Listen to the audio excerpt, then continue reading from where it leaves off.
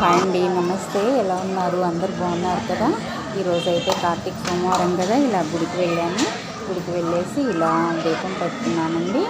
శివలింగం ముగ్గు వేసుకున్నాను. అలంకరించుకొని పసుపు కుంకుమతో పువ్వులు అన్నీ వేసుకుని అలంకరించుకుంటాం కదన్నీ పెట్టుకునేసి ఇలా తాంబూలం పెట్టుకొని దీపాలు పెట్టుకొని ఇలా వెలిగించామండి.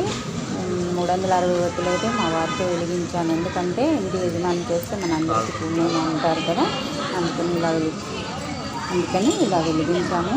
మీరు ఎలా చేసుకున్నారో కామెంట్ చేయండి. ఉదయాన్నే వెళ్దాం అనుకున్నానండి, కుదరలేదు. అందుకని సాయంకాలం వెళ్ళాను. ఇలా పూజ చేసుకున్నాను అనమాట. నాకు తోచినంతలో నాకు చేతనైనట్టుగా పూజ చేసుకున్నాను. మీరు ఎలా చేసుకున్నారో కామెంట్ చేయండి. మన ఛానల్ని సబ్స్క్రైబ్ చేయండి.